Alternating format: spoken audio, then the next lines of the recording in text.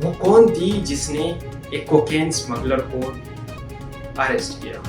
वो कौन था जिसने एक क्रिमिनल को, एक मुजरिम को हाथ खुले पुलिस थाना में ले आया? वो कौन था जो ताने जाते हुए भी हंस रहा था? वो कौन था जो कानून के शिकंजे में होकर फिर भी उसके चेहरे पर शक्म तक नहीं?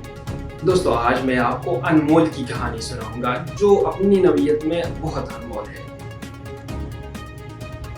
पिंकी, जिसे आजकल मीडिया में बहुत ज्यादा उछाला जा रहा है कि ये कोकेन की डीलर थी, बहुत सारे लोगों को कोकेन सप्लाई करती थी, 1000 से लेकर 1500 तक उसके क्लाइंट थे, ज्यादातर सरकारी शोबिज इंडस्ट्री से, और बड़े बड़े नाम उसके साथ रिलेट किए जा रहे हैं। एक इंकशाफ हो गया है कि पिंकी को 22 रोज पहले अरेस्ट किया गया था।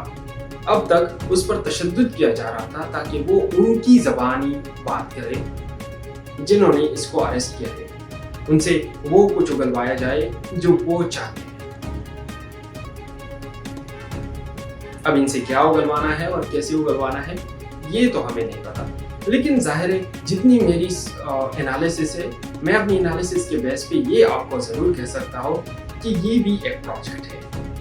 ये भी किसी सियासी पार्टी के खिलाफ ही यूज़ होगी, या किसी सियासी शख्सियत या फिर किसी अहम नामवर शख्सियत के खिलाफ यूज़ होगी, या कोई ऐसी तहरीक जो हमारे बहादुर के लिए वो ख़तरा है, तो ये उसके खिलाफ यूज़ होगा। अब कैसे यूज़ होगा? इनको मजबूर करके, ज़ाहिर है वो औरतें इतनी तशद्दुद तो बर्दाश्त नहीं कर पाएगी, तो इनको मजबूर करके इनसे वो नाम और उन लोगों को रिलेट किया जाएगा जो बहादुर के लिए खतरा है। पिंकी एक एक करके उन लोगों के नाम बताएंगे जो कहीं न कहीं जाकर बहादुर के लिए खतरा बन सकते हैं। इस तरह बहादुर किसी तीसरी पार्टी को यूज करके, यानी पिंकी को यूज करके, अपने रास्ते के सारे हर्डल्स हटाता जाएगा। अगर मैं गलत हो तो आप मुझे बताएं, पिछले कई सालों में पाकिस्तान की हुकूमत ने कौन सा कोकेन डीलर पकड़ा है, कौन सा मंशियात स्मगलर पकड़ा है, कौन सा पेट्रोल स्मगलर पकड़ा है, कौन सा कातिल पकड़ा है, कौन सा दहशतगर्द पकड़ा है? हर वो दहशतगर्द, हर वो स्मगलर, हर वो कातिल, हर वो मुजरिम पाकिस्तान की हुकूमत या पाकिस्तानी कानूनी इदारों के हाथ आते हैं जो इनके फायदे के लिए होते हैं। वो जो लोगों को तबाह बर्बाद करते हैं, लोगों को कत्ल करते हैं, लोगों को लूटते हैं, लोगों की इज्जत दरी करते हैं, इस्मत दरी करते हैं, उनको कभी कानून ने नहीं पकड़ा। मिसालें आपके सामने है, मैं उसमें जाना नहीं चाहता। अगर कानून इतनी ही तेज है, अगर कानून की गिरफ्त इतनी ही ज्यादा है, तो फिर ये क्राइम्स कहाँ से हो रहे हैं, कौन कर रहे हैं? स्ट्रीट क्राइम्स में पाकिस्तान का नंबर कौन सा है, सबको पता है। दहशतगर्दी में पाकिस्तान कौन से नंबर पर है, सबको पता है। लॉ एंड ऑर्डर के हवाले से पाकिस्तान का नंबर दुनिया के मुल्कों में कौन से नंबर पे आता है, सबको पता है। अमन के लिहाज से पाकिस्तान का नंबर कौन सा आता है, सबको पता है। पॉलिटिकल स्टेबिलिटी या डेमोक्रेसी के हवाले से पाकिस्तान का नंबर कौन सा आता है, सबको पता है।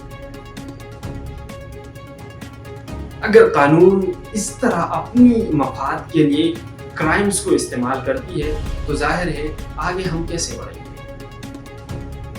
आप जरा सर पकड़ के बैठे कि जिन लोगों के हाथों में हमने इख्तियार दी है, जरूरत नहीं है कि जो चेहरे हमें दिख रहे हैं वही सब कुछ कर रहे हैं, पर्दे के पीछे कुछ और हो रहा है। वो लोग जो हमें नहीं दिख रहे वो सब कुछ कर रहे हैं। हमें जो सामने कुछ चेहरे बिठाए हुए हैं, उनसे हम यही तवक्को कर सकते हैं कि वो किसी के इशारों पे नाच रहे हैं। और आप भी ये तवक्को कर सकते हैं कि जो लोग आजकल ईवानों में बैठे हैं, तो वो किसी के इशारों पे बैठे हैं और किसी के इशारों पर ही बोल रहे हैं, सुन भी रहे हैं, और जो कर रहे हैं वो भी किसी के इशारों पे ही कर रहे हैं। 25 करोड़ आवाम का मुल्क आज एक ऐसी हालत से गुजर रहा है जहां 1000 अरब डॉलर से ज्यादा हमारे ऊपर कर्जा चढ़ चुका है। इंफ्रास्ट्रक्चर डेवलपमेंट का कोई नाम ही नहीं, डेवलपमेंट का तो कोई भी नाम नहीं। ہم جب ہم نے آزادی لی اس وقت سے لے کر آج تک ہم فال میں ہے، ہم زوال میں ہے، ہماری اکانومی نہیں بڑھ رہی، ہماری صرف ایک ہی چیز بڑھ رہی ہے اور وہ ہے پاپولیشن. دوسری چیز بڑھ رہی ہے تو وہ ہے دہشت گردی.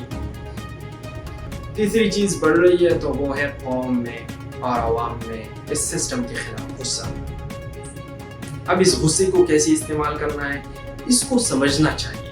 آپ کسی سرکاری ملکیت کو یا کسی عوامی ملکیت کو کبھی بھی نقصان نہیں پہنچا سکتے، بلکہ پہنچانا بھی نہیں، یہ آپ کے پیسوں سے بنتا ہے.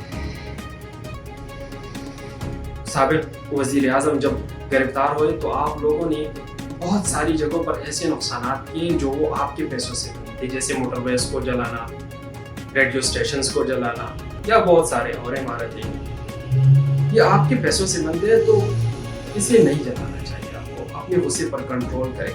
ذرا 2-3 منٹ سر پکڑ کر سوچیں کہ آپ کے ساتھ کیا کر رہا ہے، کون کر رہا ہے، آپ کو اس سے کیسے نکلنا ہے.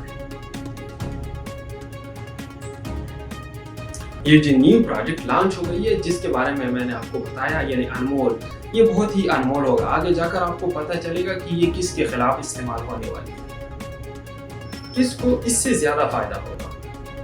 آپ دیکھیں گے یہ ضرور کسی نہ کسی پروجیکٹ کا حصہ ہے. اس ملک میں ایسا کچھ بھی نہیں ہوتا، ضرور اس کے پیچھے کوئی نہ کوئی پلان ہوتی ہے. Third party, second party, first party, کسی کی بھی، لیکن کسی کی ضرور پلان ہوتی ہے. تب تک کے لیے دیکھتے ہیں کہ پنکی سے کیا انکشافات ہو جاتے ہیں. پنکی آپ کے بارے میں کیا بتاتی ہے. پنکی نے کون سے منشیات کہاں اسمگل کیے، نام یاد رکھنا، پھر اس پہ بات کریں. پنکی کے ساتھ اس گنونی سازش میں یا اس گنونی ڈیل میں کون ملوث تھا، نام ضرور یاد رکھنا، اس پہ بھی بات کریں. پنکی کے بیگ پر کون تھا یہ بھی یاد رکھنا ہے، آپ کے کام آئے گا. آپ کو سارا یہ کھیل سمجھائے گا کہ کیوں اس پروجیکٹ کو لانچ کیا گیا، پروجیکٹ پنک. تب تک کے لیے دیکھتے ہیں کیا نئے انکشافات ہو جاتے ہیں. اگر آپ کو ہمارا یہ چھوٹا سا تجزیہ پسند آیا ہو تو ہمارے چینل کو سبسکرائب کریں، بیل کا آئیکن دبائیں تاکہ ہماری ویڈیو پر وقت آپ کو پہنچ سکے اور آپ حقائق سے بر وقت باخبر رہ سکیں. اللہ حافظ.